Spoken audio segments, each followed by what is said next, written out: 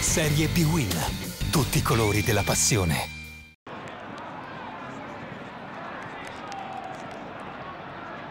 Al Garilli la 33esima giornata del campionato di Serie B-Win mette di fronte Piacenza e Portogruaro.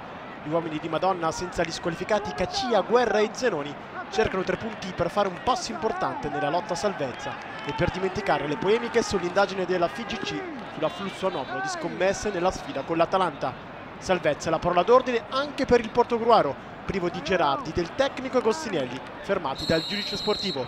Arbitra il signor Bagalini di fermo. Inizia il match ed è subito un grande Portogruaro al minuto 3. Unico va in verticale per Scarpa, che sbuca alle spalle di Anaclerio ed esalta le qualità di Cassano.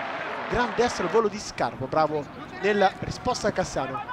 Ancora Portogruaro, l'angolo di Cunico, palla fuori, Scarpa sbuca alle spalle di Piccolo. La sua conclusione però viene deviata in calcio d'angolo. Si sveglia il Piacenza al minuto 21, Cofin verticale, l'anticipo di Rossi su Piccolo, poi lo stesso Piccolo in posizione irregolare. Grande uscita del portiere del Portogruaro, che sceglie benissimo i tempi e con i piedi ferma l'azione di Piccolo. Ancora Portogruaro, il minuto 30, il cross in mezzo, sbuca e Spinal, il suo colpo di testa è un pallonetto, rimane fermo Cassano, la palla però si stampa sulla parte superiore della traversa. Sfortunato il Portogruaro, che va vicino ancora al gol. Agostinelli dà indicazioni a Luigi Danova, secondo promosso primo in questo match.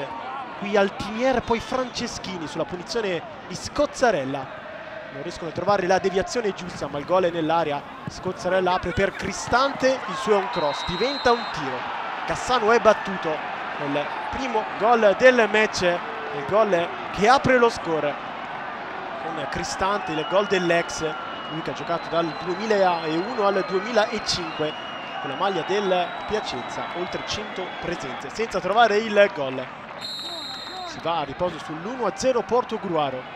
Nella ripresa si sveglia il Piacenza, dalla distanza ci prova Catinali, bravo Rossi a dire di no, deviare il pallone lontano, poi Piccolo dalla bandierina, c'è il colpo di testa di Rickler che anticipa Cristante, palla che esce di 1 metro alla sinistra di Rossi.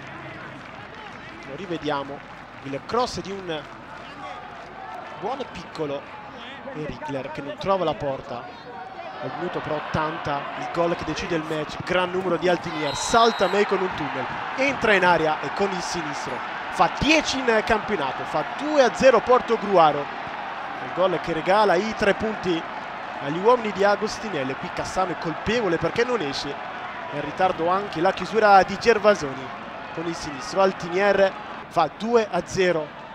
Il Piacenza alle corde ma ha una reazione d'orgoglio al minuto 80, tremolata da fuori, Rossi è super a dire di no, finta le cross e tremolata, poi all'improvviso esplode il sinistro.